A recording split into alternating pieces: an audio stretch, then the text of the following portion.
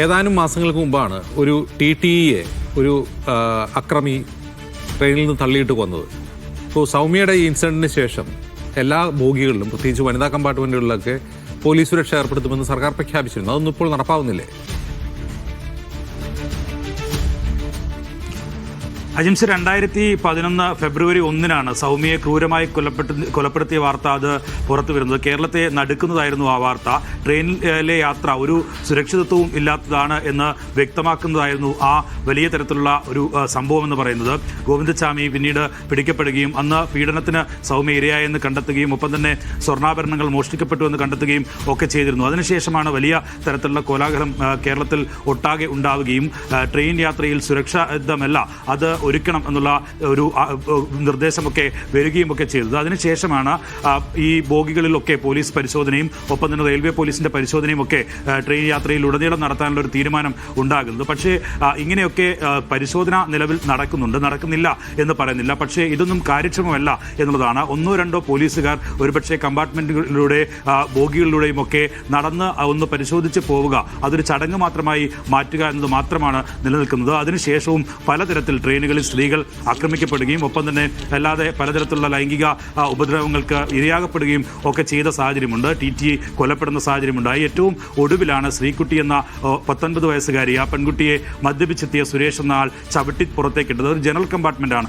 ആ ജനറൽ കമ്പാർട്ട്മെന്റിൽ ഇയാൾ മദ്യപിച്ചെത്തുകയും വഴിമാറാൻ ആവശ്യപ്പെടുകയും ഒക്കെ ചെയ്തപ്പോൾ ഈ പെൺകുട്ടികൾ അദ്ദേഹവുമായി വാക്കുതർക്കം ഉണ്ടായിരുന്നു. അങ്ങനെ ആ വാക്കുതർക്കത്തിൽ ഉണ്ടായ പ്രകോപനമാണ് ശ്രീകുട്ടിയെ ചവിട്ടി പുറത്തേക്കിട്ടത്. വർക്കലയ്ക്കും കൊച്ചുവേലിക്കും ഇടയിലുള്ള വഴിയിൽ വെച്ചായിരുന്നു ഈ അക്രമം നടത്തിയത്. ഒപ്പം തന്നെ ശ്രീകുട്ടിയുടെ കൂട്ടുകാരി ആ പെൺകുട്ടിയെയും ചവിട്ടി താഴെയിടാനുള്ള ശ്രമം നടത്തി. പക്ഷേ ഡോറിന് അടുത്തുള്ള കമ്പിയിൽ പിടിച്ച് രക്ഷപ്പെട്ടത് കൊണ്ട് മാത്രമാണ് അങ്ങനെയൊരു അപകടം ഒഴിവായത്. എന്തായാലും നിരവധി യാത്രക്കാർ ഒക്കെ ഉള്ള സമയത്താണ് ഈ അക്രമം ഉണ്ടാകുന്നത് എന്നുള്ളതും എടുത്തു കാണേണ്ടതാണ്. ഏകദേശം 8 മണിയോടുകൂടിയാണ് രാത്രി 8 മണിയോടുകൂടിയാണ് ഈ അക്രമം പ്രതി നടത്തിയത്. എന്തായാലും ഇങ്ങനെ സുരക്ഷിതമല്ലാത്ത നിലയിൽ ട്രെയിൻ യാത്ര പോകുന്നു. നമുക്കറിയാം ട്രെയിനുകളിലെ അവസ്ഥ ഇപ്പോൾ വളരെ ദുരന്തമായ ഒരു യാത്രയായി മാറുന്ന സാഹചര്യമൊക്കെ ഉണ്ട്. പ്രത്യേകിച്ച് ജനറൽ കമ്പാർട്ട്മെന്റിൽ തിക്കും തിരക്കും നിറഞ്ഞ രീതിയിലാണ് യാത്രകൾ നടക്കുന്നത്. അതിനിടയിൽ ഇത്തരത്തിലുള്ള അക്രമങ്ങൾ, ഇത്തരത്തിലുള്ള അനിഷ്ട സംഭവങ്ങൾ ഒക്കെ ഉണ്ടായാൽ അത് പ്രതിരോധിക്കാൻ പോലും കഴിയാൻ നിലയിൽ ഉള്ള ഒരു യാത്രയാണ് റെയിൽവേ ഒരുക്കുന്നത് എന്നുള്ളത് കൂടി കാണണം. ഒപ്പം തന്നെ പോലീസ് സുരക്ഷയും റെയിൽവേ പോലീസിന്റെ സുരക്ഷയും വളരെ അപര്യാപ്തമായ നിലയിൽ തന്നെയാണ് മുമ്പോട്ട് പോവുകയും ചെയ്യുന്നത്. അതിൻ്റെയൊക്കെ ഏറ്റവും അവസാനത്തെ ഉദാഹരണമാണ് ശ്രീകുട്ടി എന്ന് പറയുന്നത്. നേരത്തെ ഈ സുരക്ഷയുമായി ബന്ധപ്പെട്ട് പലതരത്തിലുള്ള അവലോകനങ്ങളും യോഗങ്ങളുമൊക്കെ ചേർന്ന് അത് മുന്നോട്ട് കൊണ്ടുപോകുന്ന സാഹചര്യമൊക്കെ ഒരുക്കണം എന്നൊക്കെ പലതവണ പലതരത്തിലുള്ള അഭിപ്രായങ്ങൾ ഹൈക്കോടതിയുടെ നിർദ്ദേശം ഉൾപ്പെടെ ഉണ്ടായിരുന്നു. പക്ഷേ അതൊന്നും പൂർണ്ണമായും പാലിക്കപ്പെടുന്നില്ല എന്നുള്ളത് തന്നെയാണ്.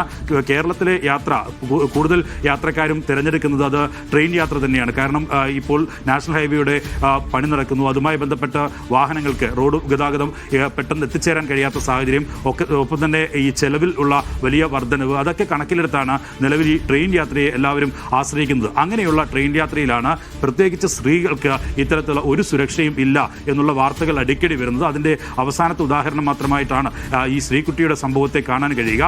ഈ ജനറൽ കമ്പാർട്ട്മെന്റിന് പുറമെയുള്ള റിസർവേഷൻ കമ്പാർട്ട്മെന്റുകൾ അത് സ്ലീപ്പർ ആയാലും AC ആയാലും അതിനൊക്കെ നൽകേണ്ടി വരുന്നത് വലിയ തുകയാണ്. അതുകൊണ്ട് തന്നെയാണ് ഈ സാധാരണക്കാരായ യാത്രക്കാർ ഇങ്ങനെയുള്ള ജനറൽ കമ്പാർട്ട്മെന്റുകളെ ആശ്രയിക്കുകയും ചെയ്യുന്നത്. സാധാരണ ഈ ജനറൽ